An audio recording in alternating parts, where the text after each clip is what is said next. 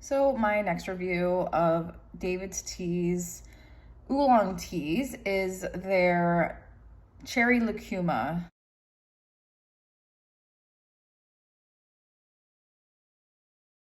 So I don't know if it's called cherry lucuma, I don't know. This tea came out in summer of 2019.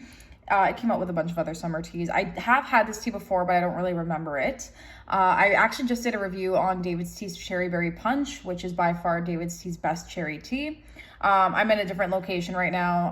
I have the house to myself, so I thought I would just film wherever is easiest. Usually I film in the office downstairs where it's nice and peaceful, quiet, but I have the house to myself today, so I'm able to film. So it says, if you're looking for a sweet new way to detox, try sipping this cherry-packed tea featuring mouthwater lucuma, a sweet superfruit from South America that's naturally low on the glycemic index, combined with feel-good ingredients like restorative beetroot, hydrating hibiscus, and metabolism boosting oolong. This caffeinated iced tea is the most refreshing way to cleanse and beautify. Ingredients are apple, pineapple, oolong tea, hibiscus, beetroot, morello cherries. Oh, they use morello cherries in this one. Okay. Natural cherry and red fruit jelly flavoring with stevia extract and lucuma. So actually, I didn't know that they used morello cherries in this tea. I believe the morello cherries are the same ones they use in drinks, like cocktail drinks or spirits and those kind of drinks. I'm not a drinker, so I mean, if I get it wrong, I'm sorry. But I remember this tea being quite expensive since it is an oolong. I think it was around the 10-15 mark for pricing, $10.15. I did cold brew this all day. Since this is a very heavily fruit-based oolong, you can get away with cold brewing it. So this is another tea that you are able to get away with cold brewing without it affecting the taste of the oolong, as long as you use the correct temperature. So if you guys are using boiling hot water, throwing it in the fridge, it's not gonna work. I would make sure it's a green tea, or even warm water would work just fine. Smelling this, it kind of smelled like artificial cherry, which I understand probably from the morello cherries. Morello cherries tend to bring out that artificial flavor and smell, but I'm pretty sure that's where it's from. It smells sweet. I did not add any honey or sweetener to this, just because of the stevia. So I'm gonna cold brew it, or oh my gosh, I'm going to take a sip, never mind cold brew. Okay. So you don't taste the oolong, like at all. You don't taste the stevia. I get the cherry.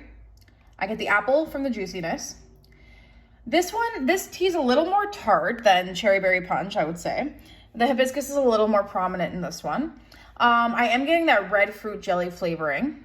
And the stevia is still not noticeable, but it's like a slight sliver across your tongue. So maybe like a 1 out of 10 for the stevia. Whereas Cherry Berry Punch, you got like no stevia at all.